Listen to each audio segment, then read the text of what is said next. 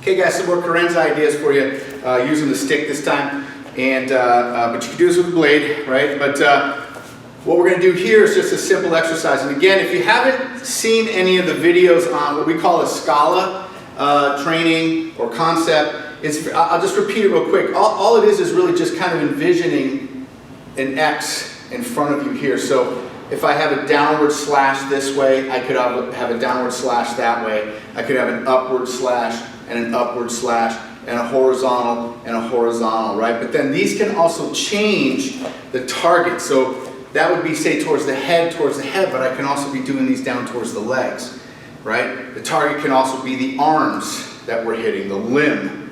And so, you know, as one of the basics that we'll do for just warm-up is first just having people map out their own lines, right?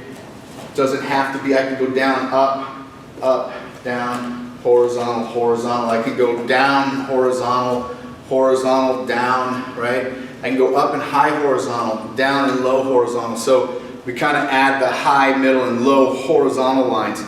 The last thing that's not always that's not as prevalent in the Scala are the vertical lines, because again, it would be here, here, right, cross, and then you've got this vertical line here like that, right, or a vertical up.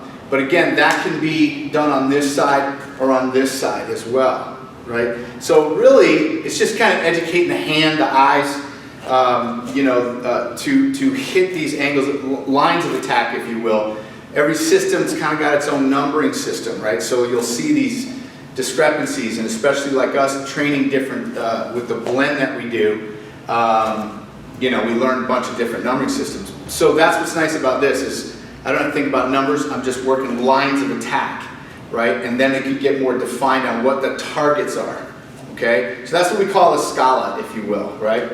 And then again, I got a vertical strike here. I can do a vertical strike there, and I got horizontal high or horizontal low. Now we're getting more into like a box. Okay. So anyways, so that being said, what I like to do, especially when you have the situation of solo training, is that you don't have a partner limiting you, right? So you can freestyle it yourself. You can pick your angles, you can pick your direction. But I do really recommend trying to get in the habit, once you feel comfortable with the striking pattern and your form and everything, is to move, is to change your orientation, right? So here's a little drill that we do sometimes, as we call it Carenza, right? Again, think about it as shadow boxing, where after each strike, or two pairs of strike, I'm going to use my rear hand. Now I learned this, we did this in Hirona Eskrima, where we would do these, especially on the bag or impact training, where we would hit hard and do like a palm strike, just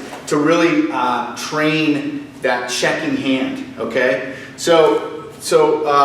But you know, a lot of times we're using this live hand anyways. So I could do a simple 1, 2, and then check, 3, 4, and check like that. Uppercut, uppercut, and check, okay? Vertical and check, right? But basically, I'm just doing any lines that I want and then adding the hand check. You could think of it as a grab, you could think of it as a palm strike, you could even start to add the punch if you want, right? But it's just getting that coordination, and then I want to get in the habit of bringing it back. So we tend to guard like this, right? Not necessarily like this, but you could, but we want to keep the hand close to the body, right? And get ready to use it, especially if we're in close quarter, if we need to use our what we call live hand sometimes, right? So simple exercise, slash, slash, hand, hand, hand, hand. Then you want to go lefty, 1, 2, using that, using your right hand.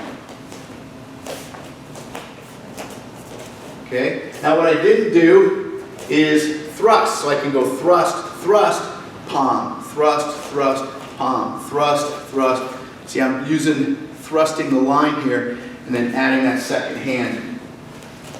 Okay, and then of course mixing it up. I can go slash, thrust, palm, thrust, slash, palm, right? Slash, slash, palm, right? But again, changing my orientation, right? And you can really start to build up the content. Maybe you're moving forward a couple times, right? I'm mostly limited right now by the video camera here, but I'm just trying to give you some ideas to start playing, right? To get your carenza to kind of, again, like, honestly, for me, like I've said in the other videos too, this is just stress relief half the time. I don't sit here thinking about smashing people or slashing people or anything, but that is the context, right? So we're using that as our focus, if you will, right?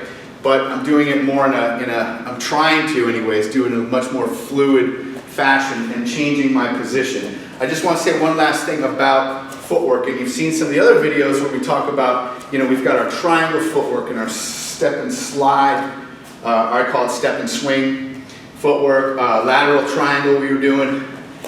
And whichever footwork you're utilizing when you're freestyling, just be checking in with your body, right? Ask yourself where your balance is.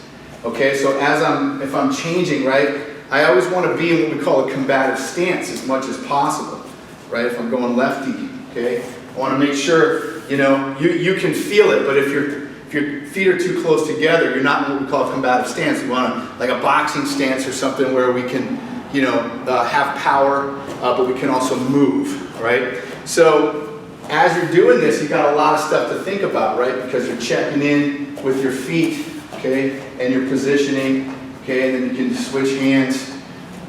But slash, excuse me, I forgot what I was doing there. Slash, palm, palm, palm. So something to add to your working carenza. All right, guys. Thanks for watching. We'll see you in the next video.